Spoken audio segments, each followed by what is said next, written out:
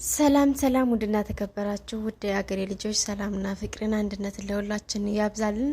በያለንበት ፈጣሪ ይጠብቀን። ዛሬ እንደተለመደው የተለመደ አስተያየታችንን ይዘን መጥተናል ማለት ነው። እስከ መጨረሻው በማዳመጥ ቤተሰብ የሆናችሁ አበረታቱን። በዚህ ድራማ ላይ የተማርናቸውን ነገሮችም አንዳንድ ነገሮችን አብረን እናያለን ማለት ነው። ያፌትና ናታን ተፋጠጡ። ያፌት በማይጠብቀው መልኩ ናታን ከፊት ለፊቱ ቆሞ ሲያየው በጣም ደነገጠ። ከኋላ ሆኖ ስራውን ሲያበላሽበት የነበረው ናታን እንደሆነ ሲያቅ ለማመን አቃተው። ዘወርም ብሎ ኤፍራታ ለመወንጀል ፈለገ። ኤፍራታ ጋር ተባብራችሁ እየሰራችሁ ነው በማለትም ጥያቄ ሲያቀርብለት ኤፍራታ የምትባል ሴት ከህይወት ይወጣለች። ስለዚህ አዲስ ህይወት አዲስ ስራ አለው። በማይጠብቀው መልኩ ከፊት ለፊቱ ቆሞ ያየው ያፌት ነገሮችን ግራ ገብተውት እንደተለመደ እንደሚያደርጋቸው ናታን ለማሳገት ሙከራ ቢያደርግም ግን አልተሳካለትም።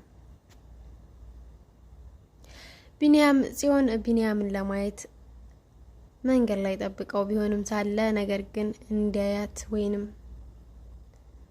አጠገቡ እንዳደርስ እየነገራት ሳለ አቤል ተብየው ማስቲካ አንቀጫቃጩ ቀጭ አለ። አቤል ይህን ድርጊት ሊያደርግ የፈለገው ምን በማነሳሳት ነው? ያፌትን ለመበቀል ነው ወይስ ናታን ለመበቀል ወይንስ ቢኒያምን ለመበቀል? ቢኒያምና አቤል የበፊት ታሪካቸው ምን ይሆን? አቤል በበፊቱ ምን አይነት ስራዎችን ይሰራ ይሆን? ላይክ እንደ ያፌት ህፃናቶች ላይ ሴቶች ላይ ትንኮሳ ያደርግ ይመስላል። በዛን ዙሪያ ደግሞ ቢኒያም ስለሚሰራ እሱን ለመቃወምና ወንጀል ውስጥ ለማስገባት ይመስላል። አቤል ያፌትንም በቁጥጥሩ ሊያወለው ይችላል። ናታንም እንደዛው። ያፌት የያዘውን ቪዲዮ አቤል ይጃለ ናታን የጀመረው ስራ ወጥመድ ውስጥ ሊያስገባው ይችላል ብሎ ብዙዎቻችን እንገምታለን። ናታን ለአሁኑ የታየው ያፌት ጋር ፊት ለፊት ተጋጥሞ ወንድነቱን ለማሳየት ነው። ነገር ግን ስራው ላይ የቀጠረችው ሴትዮ ስለሱ ደካማ ጎንና የማይወጣበት ወንጀል ውስጥ እንዲገባ ተናግራ አዛም ነበረ።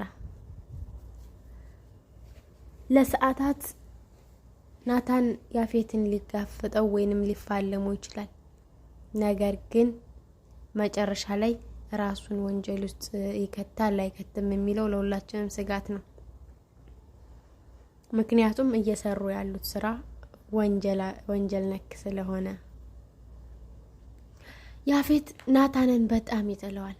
የሚጠላበትን ምክንያት ሲናገርም ታሪኩ ታው ወንድምህ ነው፣ መጥፎ ነገሮችን ባታረግ የተሻለ ነው፣ ወይንም ጽዮንን እናግታትና በዛና አስፈራራው ሲል ጽዮን ምትክ የሌላት እህቴ ናት፣ ምንም እንዲኮናት አልፈልግም አለ። እዚህ ጋር አቤል እያስለቀሳት መሆኑን ቢያቅ ያፌት አቤል ምን ሊያደርገው ይችላል ብለን ስናስብ አንጠልጥሎ የሚሰቅለው ይመስለኛል፣ በእኔ ሀሳብ ማለት ነው። በቤተሰብ እዚህ ጋር የተማርኩትን ነገር መካከል ላይ ልንገራችሁ። ከዚህ ድራማ የተማርኩት ነገር ምንድን ነው? አንደኛ ቤተሰብ ባፈራው በቀል ልጆችና ልጆች ቂመኞችና በቀልን የሚያካሂዱ መሆናቸው።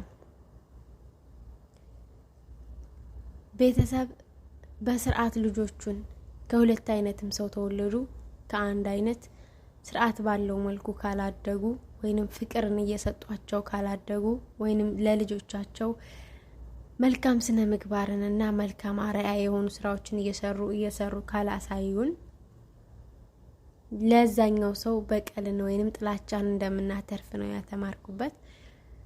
ላይክ እንደ ያፌት ናታንን የሚጠላው አባቱ ጥሎ ስለሄደና እናቱ ተሰቃይታ ስለሞተች ነው። እዚህ ጋር ናታንን ተወቃሽ አድርጎ የሚያየው ያፌት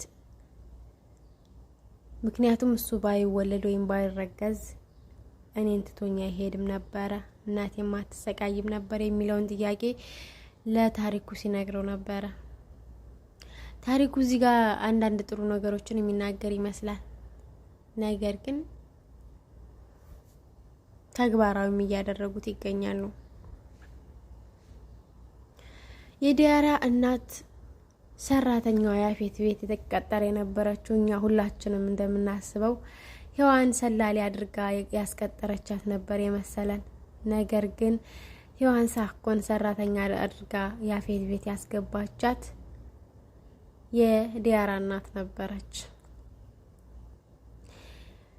የዲያራ እናት ሰራተኛዋ ከያፌት ቤት መረጃዎችን እያወጣች ለሔዋን እንደምትሰጥ ስታቅ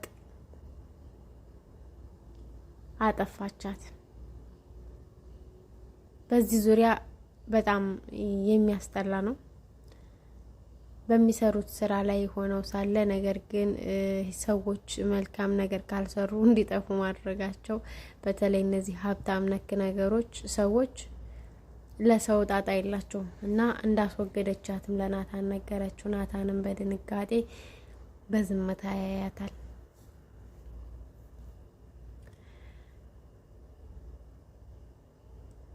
ኤፍራታ አቤል የደከመችበትን የቪዲዮ ሪከርድ ራሷን ሰውታ ለያፌት የሰጠችበትን የቪዲዮ ሪከርድ አቤል እጅ መሆኑን ስታቅ በጣም አዘነች። እኔ ማን ነኝ? እኔ ምንድነኝ? ለምንድነው መስዋዕት የከፈልኩት? ለዛ መስሎኝ እንዴት ሊሆን ቻለ? በማለትም ራሷን እየወቀሰች እያለ መፍትሄ የምታጣበት ታይም ላይ ደርሳለች። በዚህ በኩል ደግሞ ያፌት ከናታን ጋር እየሰራች ነው ብሎ ሊጠረጥራትና ሊያበሳጫትም ሊያበሳቁላትም ይችላል። ነገር ግን እሷ ተፍ እያለች ያለችው የናታንና የያፌት ወንድማማችነትን ለማረጋገጥ ነበረ።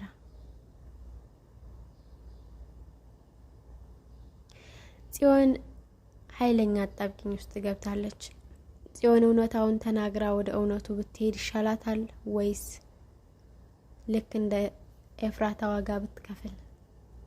እንደኔ እንደ ኤፍራታ ዋጋ ከምትከፍል እውነታውን ተናግራ ያበጠው ቢፈነዳ የተሻለ ነው ብዬ እላለሁኝ።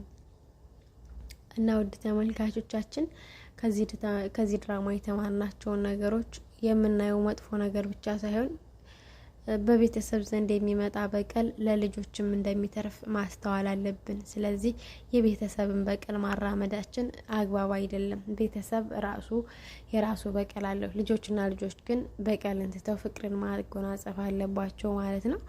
ሰላም ፍቅርን ለሁላችን ያብዛልን። ከዚህ ድራማ የተማራችሁትን ነገር ፖይንት አድርጉልን ማለት ነው። እና ሁላችሁንም እናመሰግናለን። ቤታችንን ፏ ደመቅ አድርጉልን። ላይክ ሰብስክራይብ ማድረጋችሁ እንዳትረሱ እና ስለነበረ ቆይታ እያመሰገንን ለሀገራችን ሰላም ለሁላችንም ሰላም ያብዛልን። መልካም ቀን